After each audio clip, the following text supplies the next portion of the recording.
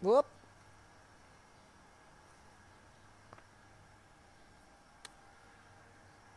All right. Baby, it's cold outside.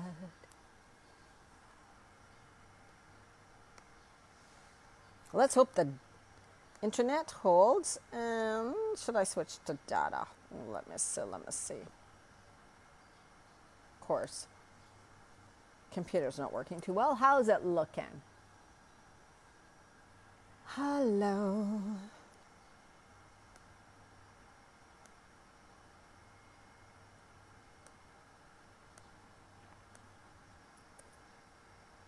Oops. That's not right.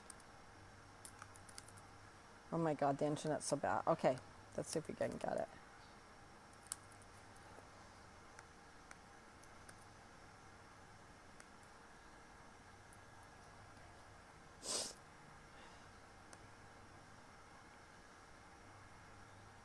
What's a watch party? That would be cool. Oh, Diana, I just shared in the wrong place.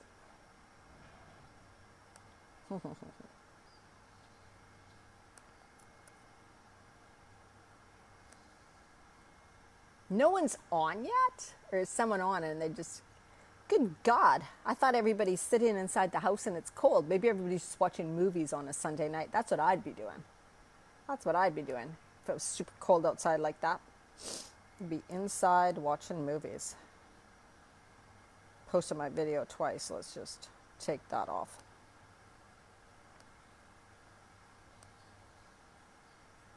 I just want to have one video.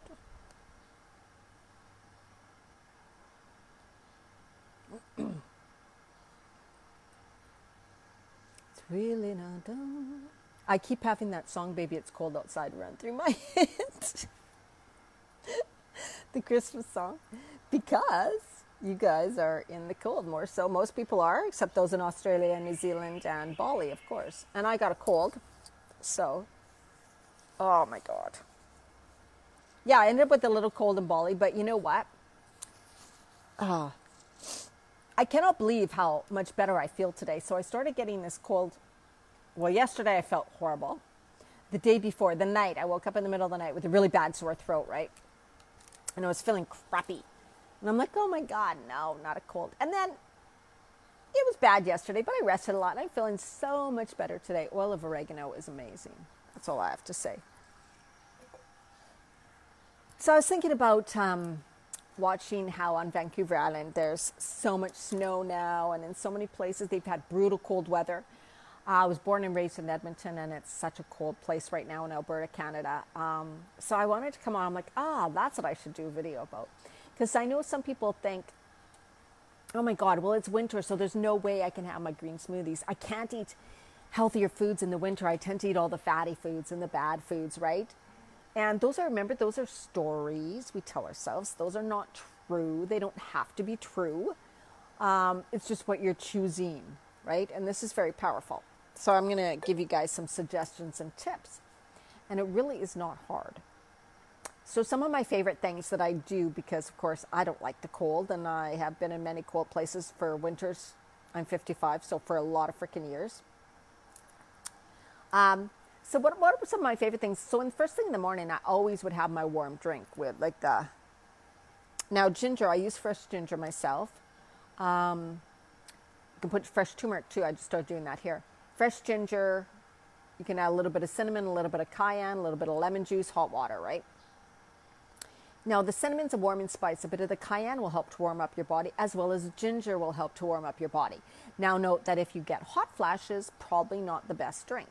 Okay, because things that warm up your body, like the spices, can lead to hot flashes, right? But let's just talk in general for winter eating or drinking, whatever.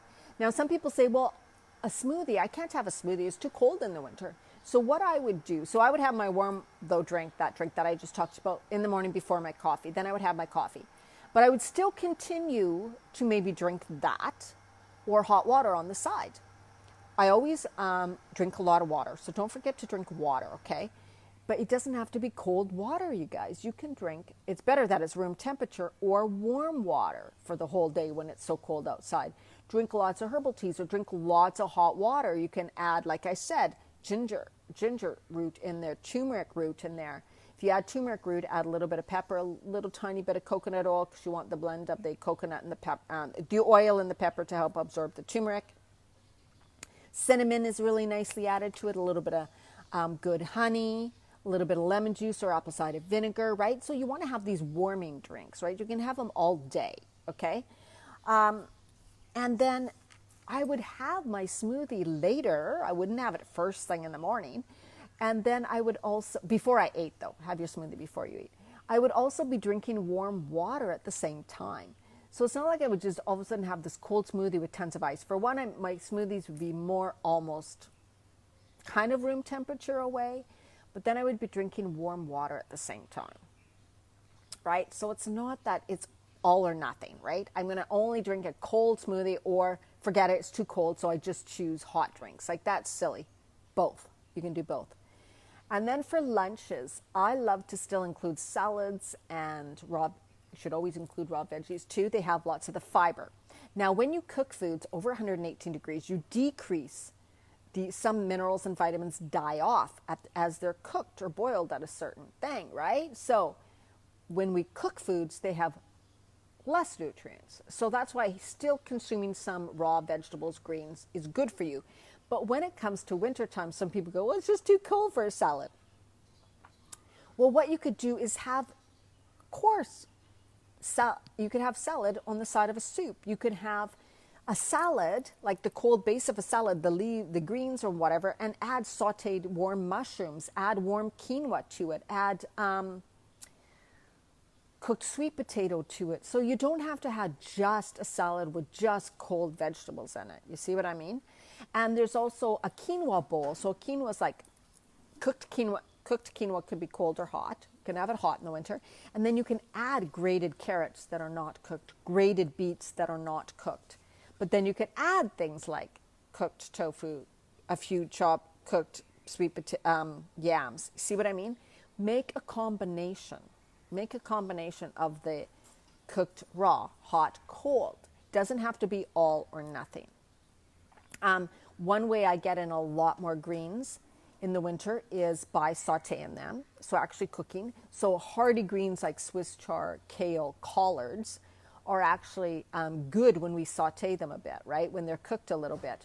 So boiling them, while that's not so good, is because when you boil, lots of the nutrients are leaked into the water and you throw the water out. Well, when you saute in a pan with garlic and ginger, a bit of oil, and saute the greens, adding a bit of water and cover them, so you almost steam them, saute them, all the nutrients get absorbed and stay absorbed into the veggies. Hi, Judy. Some tips here. Stayed in the veggies. So sauteing greens and vegetables is the most nutrient way to do it, right? So you're not throwing away the water that has all the nutrients in them. So remember, even for salads, you can saute veggies, throw it on top a bed of raw spinach, throw it on top a bed of, like a kale salad, you can soften your kale by using olive oil and salt and rub it and massage it. And the kale salad will soften. An avocado, it'll soften. Then you can add, let's say, some sauteed veggies in. When you're making a stir fry, don't forget to add in chopped up collards, Swiss chard, kale, right near the end almost. Let them soften and saute a bit in there. That way you get, again, a lot of greens that are just lightly cooked. Therefore, they still have a lot of nutrients.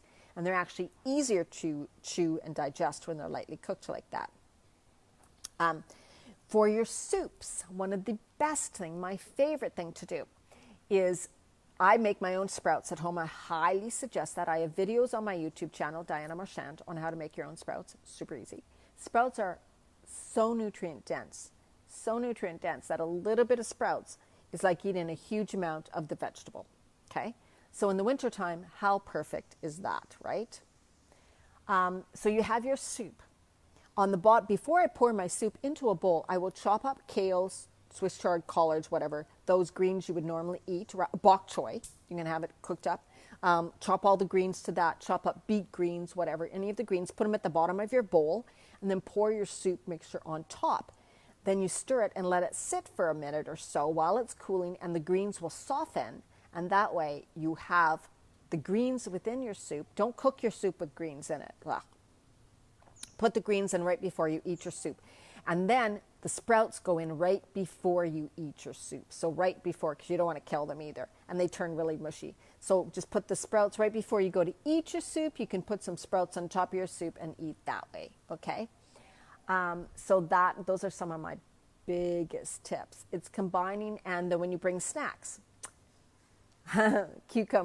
snacks like cucumbers, chopped up cucumbers, celery, carrots, because they're the raw veggies. So and they're high in fiber and high in nutrients. So keeping those things to have them raw, even if you're not having a lot of salads, that's really important. Chopped bell peppers, if you're not sensitive to nightshades.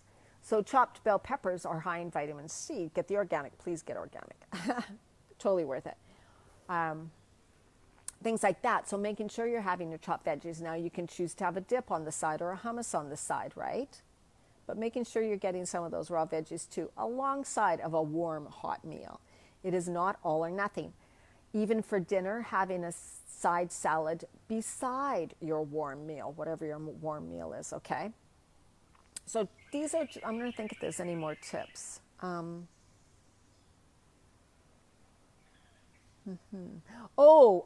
can look up things like tonics and elixirs. Just Google them. Tons of recipes for using super powders in warming drinks. I think they're tonics, and warming things like medicinal mushrooms, shiga. Now I forget some of the other mushroom blends. Making those into a warming drink that has a lot of health nutrients to them. Your green powders can even be used and blended into a warming drink, right? So you can choose to have a lot of warming things in the wintertime, but that doesn't mean you need to not eat foods that are high in nutrients. Oh my God, right? For those of you who are not too familiar with raw cacao or cacao, it is like cocoa powder, except it's in its raw form. So it's still has the high levels of antioxidants and magnesium, because remember, when you cook foods, you decrease the nutrient value. So cocoa is roasted cacao. So when you eat the cacao, which is the raw version of it, believe me, you guys, it smells and tastes just as good. And you add that into your smoothies, and you add that into, you can make your own raw chocolate and stuff, but I add it into my green powder drinks, and into your tonics, the hot tonics, using things like ashwagandha too, which is really healing. It's an Ayurvedic herb. So check out some of these things. There's so many things you can do. It is just truly, truly an excuse that you can't eat healthy in the winter, that you can't have your green smoothies in the winter. Those are just all things you've told yourself. They're excuses. They're ways of getting out of having something. But then remember, then people talk about how their energy is sluggish, how they're tired, how in the wintertime they don't feel like doing this, they don't feel like doing that. It's also because maybe you are feeding your body too many starchy carbohydrates that make you feel down. They're hard on your digestive system. Too many bad fats, too much meat. That is hard on your digestive system. And when you do that, you're exhausted, because our digestive system takes a lot of energy to digest foods. So much energy in your body is going to digesting those heavy foods that you're eating, right? So therefore you are feeling more tired. And they also contribute to certain chemical reactions or hormone reactions that cause you tiredness. So there's so much going on. But I hope those suggestions helped you and you got some ideas. If you have any questions or comments, post them below this video and I'd be happy to answer them. If you have any suggestions of things you do, post them below. I'm sure I have more. Those are just some I could think of right now. My YouTube channel, Diana Marchand, I have 800 videos on there. So check that out. Lots of recipe videos too, my older videos, as well as I have some free trainings you can sign up for at dianamarchand.com. All right. And my Facebook community. If you are not part of my Facebook community for women creating healthy lives, women over 40, then come and join us there. It is a wonderful space, and we talk exactly about living healthy and happy over 40. All right. Thanks for watching, Judy. Thanks for watching. Say hello. If you're watching the replay, post below, because then you will see my videos more often. If you never post or say hi, they won't show my videos as often. All right, people. Have a wonderful day. Stay warm, stay dry, and drive safe. All right, bye-bye.